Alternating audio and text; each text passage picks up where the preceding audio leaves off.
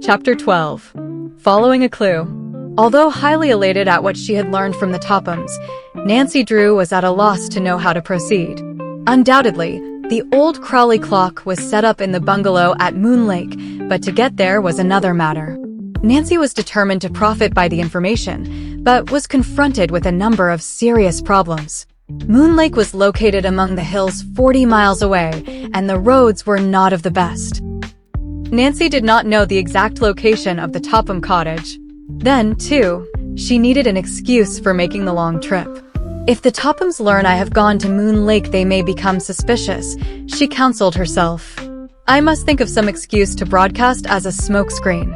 But try as she would, Nancy could think of nothing. She took a certain amount of pride in her detective work, and now that she felt she had struck a valuable clue, she did not wish to ask advice from her father. She preferred to solve the mystery herself and then surprise him with the solution. At dinner that night, Nancy was unusually silent, and Carson Drew commented on her preoccupation. It seems to me you have been looking troubled lately, he observed. Do you feel well? Never felt better in my life, Nancy laughed.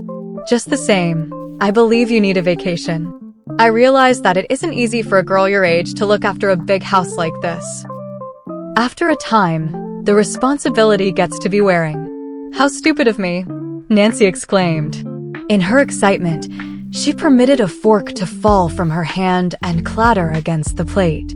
Carson Drew, who did not comprehend what was passing through his daughter's mind, looked at her in surprise. Stupid, he inquired. Oh, I mean, it was strange I didn't think of Helen Corning before this, Nancy said hastily. Helen is going to a girls' camp on Moon Lake. I'm dying to go to Moon Lake. May I start the first thing in the morning? I know I can get in. They have room for half a dozen more girls, Helen said. I think it would be an excellent idea, Nancy. A nice rest will do wonders for you. Go, by all means. Nancy Drew was delighted that she had stumbled upon an excuse which would make it appear natural for her to go to Moon Lake.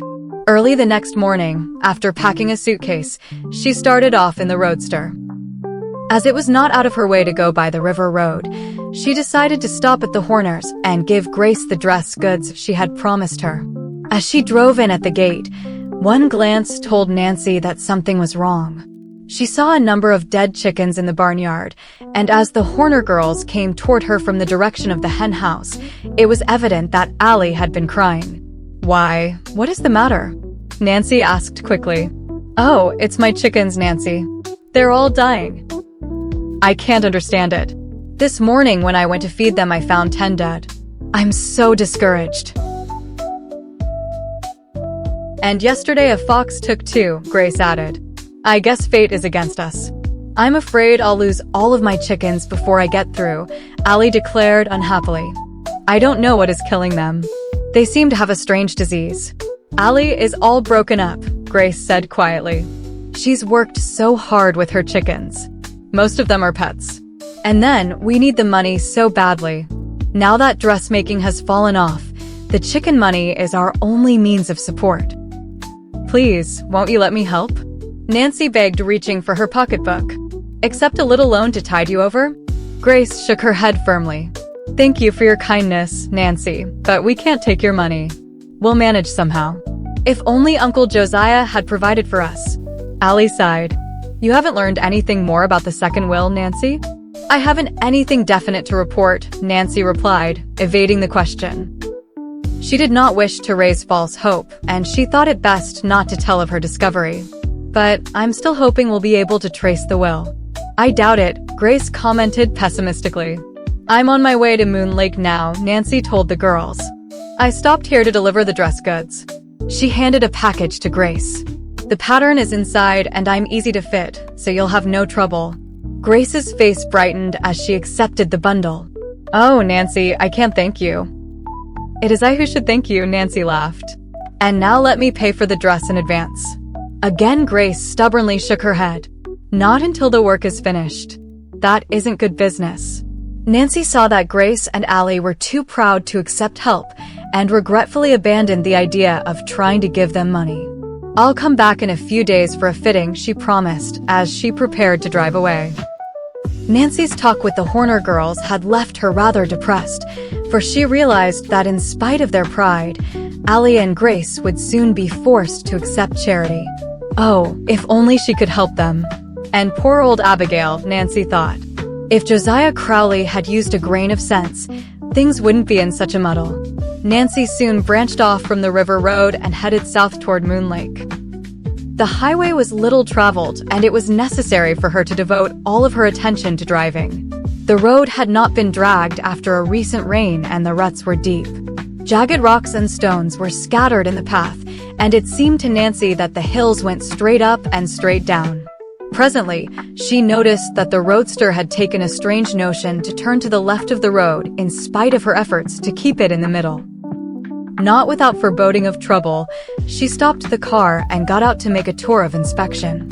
As she had suspected, a rear tire was flat. A puncture, Nancy murmured in disgust. If that isn't just my luck. Oh, well, I suppose I must fix it myself, because there won't be another car along for an hour on this road. It was not the first time Nancy Drew had changed a tire, but she never relished the task. Rummaging under the seat, she pulled out the tools and quickly jacked up the rear axle. She loosened the lugs which held the tire in place and tugged at it. Again and again she pulled, but the huge balloon tire could not be budged. Then, as she gave one mighty tug, it came off and Nancy Drew fell backwards into a sitting posture in the road. Well, it's off. Anyway, she told herself with satisfaction as she brushed the dirt from her clothing. It required but a few minutes to put on the spare tire and fasten the old one to the rear of the car. Then, in relief, Nancy started on her way again, but the accident had delayed her nearly an hour. It was after 12 o'clock when at last she came within sight of Camp Avondale, where Helen Corning was staying. Through the tall trees, she caught a glimpse of a long row of shacks and saw the smoke rising from the cookhouse. Beyond, the blue lake sparkled and glimmered in the sunlight. As Nancy drove into the camp, a group of girls gathered about the roadster. Helen Corning came running out of a cabin to greet her chum. "Girls, it's Nancy Drew," she exclaimed enthusiastically. "Now the fun will start. Park your car over there back of the cookhouse, Nancy."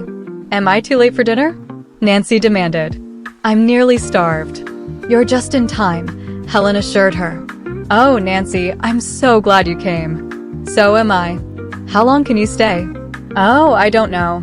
Until you get tired of me, probably. Then you'll stay for the rest of the summer," Helen laughed. Nancy was escorted to the main building of the camp, where she met the lady in charge and registered. "She is to stay with me," said Helen, and so it was arranged. When the girls walked off, Nancy told Helen about selling the charity dance tickets and gave her the money paid by Mr. Topham. "He surely was generous," said Helen, in surprise. "He did it just to show off," declared Nancy. "I am positive of it." Nancy scarcely had time to deposit her suitcase under her cot and freshen up a bit from her long ride when dinner was called. The food was plain but substantial, and already she discovered that she had developed an enormous appetite. Dinner over, she was rushed from one thing to another. The girls insisted that Nancy join them in a hike. She returned to camp with a desire for a good rest, but Helen Corning had other plans. "We're all going for a ride in the launch before supper," she declared. "Don't you ever rest here?" Nancy groaned. "Oh, yes, at night. This is your first day here. You'll be used to it in a day or so. Either that or I'll be a wreck. But you don't want to miss the launch ride, Nancy. You'll have a splendid opportunity to see all the summer cottages on Moon Lake." "Summer cottages?" Nancy asked quickly. Instantly, she thought of the Topham bungalow and wondered where it was located. Undoubtedly, the launch ride would give her the opportunity to find out. "You'll go, won't you?" Helen begged. "You can rest after supper." "Yes, I'll go," Nancy promised. "You couldn't keep me here." Although she was tired, she was really enjoying herself immensely. 6 girls loaded themselves into the launch, and someone started the motor. "It's always a relief when the engine starts," Helen explained. "Every so often it balks." As the little launch turned out into the lake, it seemed to Nancy that she had never seen a more beautiful sight. The sun, which appeared to be sinking down into the water, resembled a great ball of fire. Yet, She did not forget the real purpose of the trip. The Tophams have a bungalow up here, haven't they? She questioned. Yes, it's across the lake from here. We'll come to it presently. The Tophams aren't there now? Oh no, the cottage is closed. There's a Negro caretaker who looks after it. They call him Jeff Tucker.